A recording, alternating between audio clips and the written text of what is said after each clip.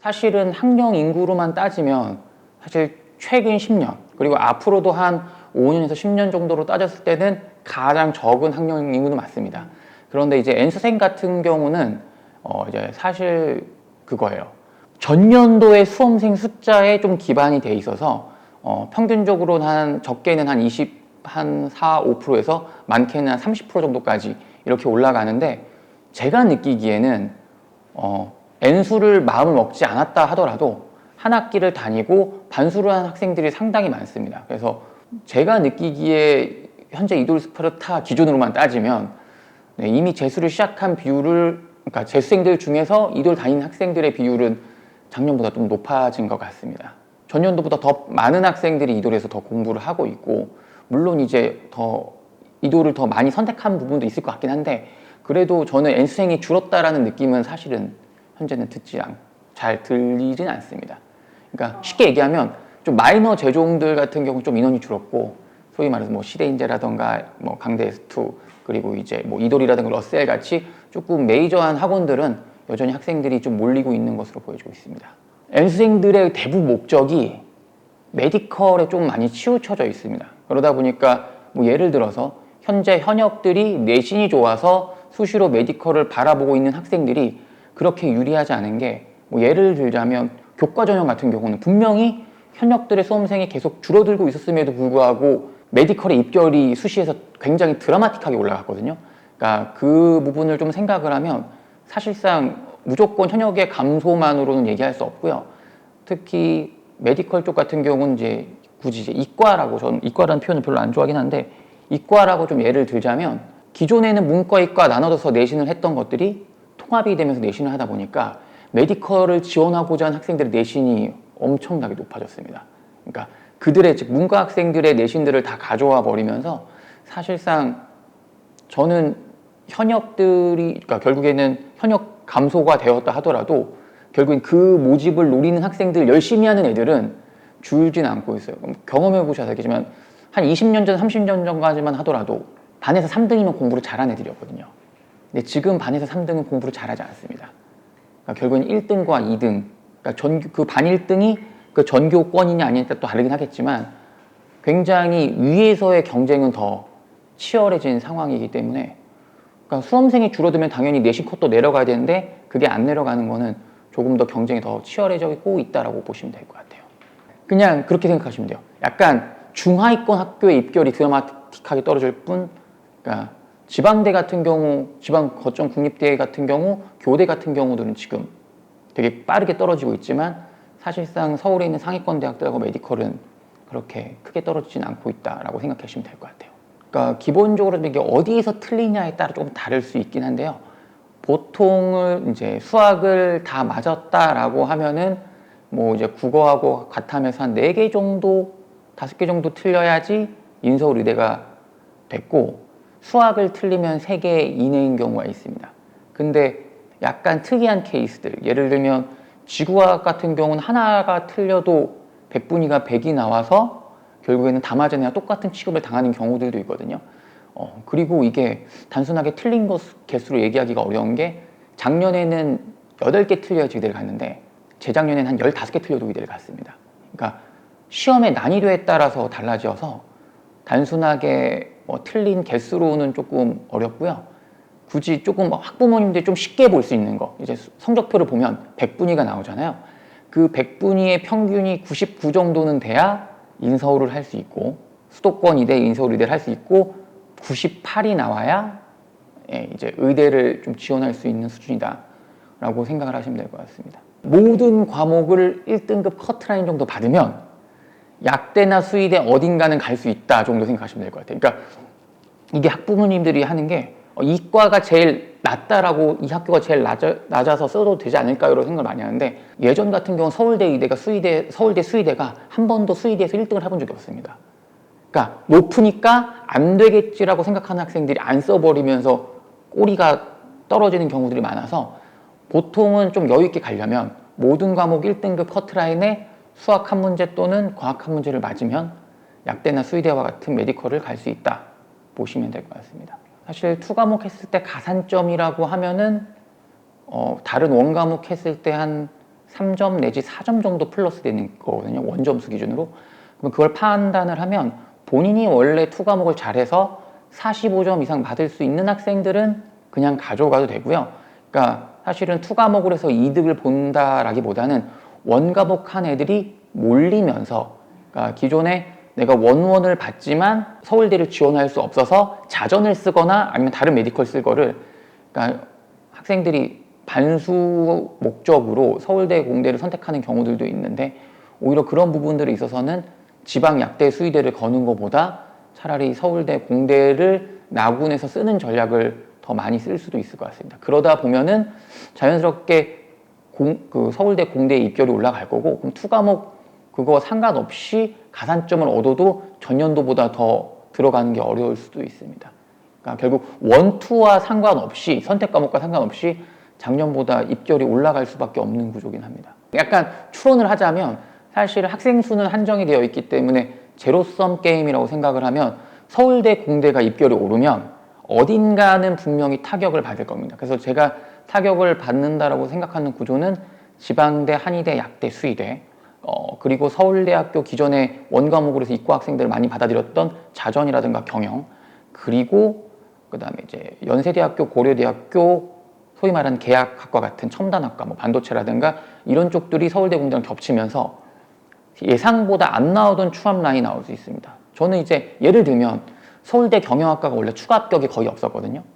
근데 통합이 되면서 서울대 경영과 다른 메디컬을 쓰는 애들이 나와서 서울대 경영에서 추가 합격이 나오기 시작했어요. 왜냐면 서울대 경영이 문과 탑이었으니까.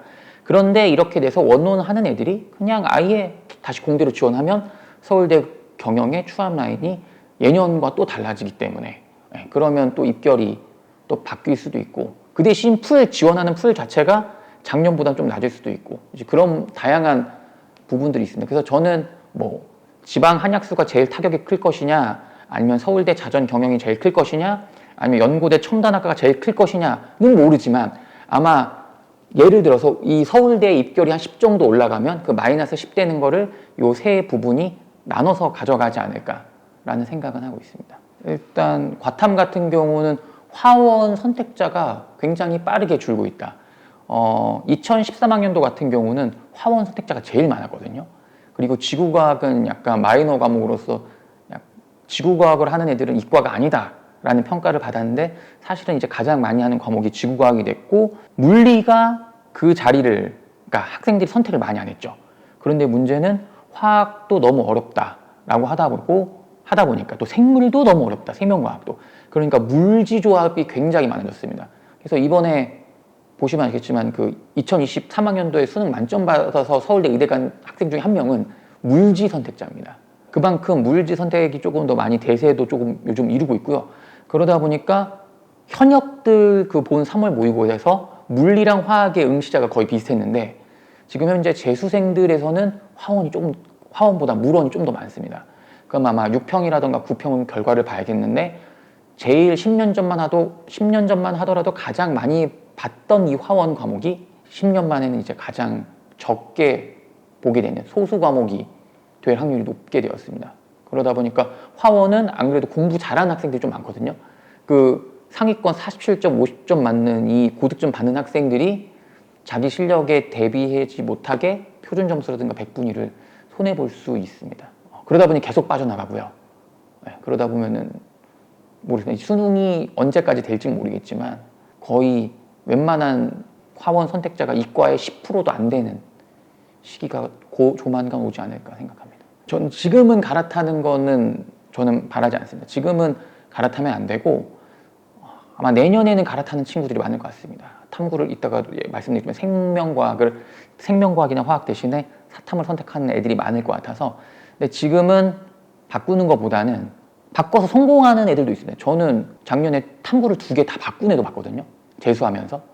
그래서 그거는 다른 과목이 안정화돼 있으면, 예를 들어서 내가 지금 예를 들어 투 과목을 하고 있는데, 서울대 때문에 작년에 투 과목을 했고 이게 계속 2등급 나왔는데, 사실 내가 국어랑 수학이랑 다른 탐구 과목이 거의 만점에 수렴하는 한 100분이 98 이상을 맞고 있다고 한다면 어차피 이 과목들의 에너지를 덜 쏟아도 되니 바꿔도 되는데, 다른 과목도 2, 3 이렇게 나오는데 바꾸는 거는 저는 맞지 않고요. 그래서 좀 상황에 따라 다르지만 일반적인 상황이고, 내가 다른 과목이 완벽하지 않다면은 지금 과목 열심히 하는 방법이 아마 남은 기간 동안 제일 좋은 선택이 되지 않을까 생각합니다. 사탐 같은 경우는 원래 이게 3대 메이저 과목이 있었거든요. 생륜, 사문, 한지. 그래서 탐구 같은 경우도 교재 출판하는데도 요 세 개의 힘을 기울이고 있었는데 이제 윤리와 사상이 한국지리 자리를 뺏었습니다. 그러니까 지리 과목, 소위 말하는 한국지리, 세계지리, 그리고 동아시아사, 세계사와 같은 이런 암기 과목들 같은 경우는 이런 순수한 암기 과목들이 결국은 50점을 받아도 손해를 본다. 실수했을 때 엄청나게 타격을 입는다는 게 좀 많은 것 같아요. 뭐 예를 들면 사문 같은 경우는 도표 문제, 그 다음에 이제 정치법 같은 경우는 이제 선거 문제, 그리고 생륜 같은 경우는 말장난 한두 문제 섞여 있는 것. 그러니까 소위 말하는 킬러 문제가 조금 존재하는 반면에 그 지리와 역사는 킬러 문제의 한계점이 있다 보니까 그래서 내가 공부하고 한 만큼 잘 안 나온다. 덕후들도 많고. 그래서 지리 역사 과목들이 쭉 줄고 있다 보니 결국 한국 지리가 결국에는 윤리와 사상 자리를 뺏겼는데 그러다 보니까 더 안 좋아지는 거죠. 50점이 바꾸진 않거든요. 그 아래 학생들이 바꾸고 줄어드니까 점점 다 맞아도 100분위가 100이 안 나오는, 그러다 보니까 조금 더 제가 느끼기에는 지리와 역사도 그러다 보니까 조금 더 약간 지역적으로 내려고 하는 것 같아요. 그러니까 공무원 시험 같은 경우도 한국사가 굉장히 지역적으로 나와서 문제가 많았잖아요. 왜냐하면 변별이 안 되니까 20문제 가지고 다 해야 되니까. 사탐도 그런 부분이 있어서 아마 지리랑 역사도 그런 지역적인 부분으로 인해서 조금 만회를 하려고 하는데 그러다 보면 공부한 학생들이 조금 더 힘들어질 수 있겠다라는 생각은 하고 있습니다. 사실은 아주 국상위권 학생들 같은 경우는 사실 수능날 실수 싸움에 가깝고 그 중간에 보면 첫 번째로 이돌에 오면은 좀 성공률이 그나마 높은 게 재수생들 같은 경우는 제가 해보면 일반적으로 혼자 독재하는 애들 있잖아요. 뭐 도서관이라던가 독서실은 의지가 부족해서 공부를 규칙적으로 못하는 친구들이 되게 많아요. 그러니까 아침에 8시에 일어나서 9시에라도 전 9시에 시작을 하든 10시에 시작을 하든 저는 상관이 없다고 생각하는데 10시에 시작하는 친구들이 매일 10시에 시작하면 저는 문제가 없다고 생각해요. 근데 어떤 날은 11시에 시작하고 어떤 날은 필 받아서 새벽 5시에 하고 이렇게 불규칙적으로 하는 애들은 분명히 그 리듬감이 없습니다. 꼭 수능이 8시 40분에 시작하니까 그때부터는 공부해야지. 그거는 저는 수능 보기 한두 달 전에 그 라이프 사이클을 만들어도 상관이 없다라고 보는데 가장 중요한 거는 N수생들이 성공을 하려면 규칙적으로 공부하는 습관을 길러야 되는데 그게 혼자 공부, 스터디 카페나 독서실 하는 애들은 어렵다. 근데 이돌에서는 좀 그걸 잡아줘서 그나마 그 부분의 확률을 높여주는데 거기서 또 갈리는 게 뭐냐면 저는 요즘 학생들에게 많이 얘기하고 학부모님한테 얘기 많이 하는 게 회복 탄력성입니다. 그러니까 그 문제가 뭐냐면 매월 모의고사를 보거든요. 매월 모의고사를 보면서 그 모의고사 결과 하나하나의 일희일비를 하면서 자기의 공부 페이스를 잃거나 그러니까 그 흐름이 바뀌는 거예요. 그러니까 어떤 결과가 나와도 이렇게 쭉쭉쭉쭉 나가야 되는데 결과 좀 흥이 나서 잘하는 건 저는 문제가 안 돼요. 근데 이 회복 탄력성이 낮은 애들은 실수하거나 이렇게 삐끗해서 하면 나 이거 실수 안 했으면 좋은 성적 받을 텐데 이러면서 괜히 막 오늘 망했으니까 딴 거 해야지 하고 2, 3일 페이스 놓치면 다시 그 공부 흐름으로 못 돌아오거든요. 제가 이제 흔히 수험 생활을 마라톤에 비유를 하는데 마라토너들도 4점이 넘어가게 되면 특히 이제 보통 4점 14km 지점에 오는데 그때부터는 그냥 내가 힘을 들이지 않고 달리는 순간. 근데 여기서 내가 만약에 걷기 시작하면 다시는 못 뛰거든요. 왜냐하면 마라토너들이 풀코스를 뛸 수 있었던 건 이 초반에 달려든 것들을 동력을 최적화한 상태에서 달려나가는 거니까. 그래서 만약에 초반에 조금 흔들려서 방황하고 이런 건 좀 금방 다 잡을 수 있다라고 봐요. 그런데 9편 끝나고 막 수능 한 2-3달 남은 상태에서 자기 페이스가 무너진 학생들은 사실은 다시 돌아오기가 조금 저는 어렵다라고 봐요. 근데 그때도 성공하는 애들 보면 그래서 반수하는 애들이 성공하는 케이스들이 뭐냐면 슬럼프에 빠질 틈이 없이 빠르게 올라가서 그냥 얹혀 들어가는 거예요. 얹혀 들어가기 때문에 그래서 좀 그 애들 중에서 막 3개월, 4개월 했는데 잘 나온 애들 그 기간 동안 공부를 열심히 한 것도 있지만 이미 슬럼프가 오거나 힘든 거나 그 슬럼프 오기 전에 이미 끝낸 거고 중간에 오면은 분명히 모든 학생들 슬럼프가 오는데 여기서 얼마나 빠르게 제 궤도로 돌아오느냐 이런 성향은 제가 뭐 굳이 제가 말하는 MBTI로 따지면은 N하고 T 성향을 가진 친구들이 이게 되게 좋더라고요.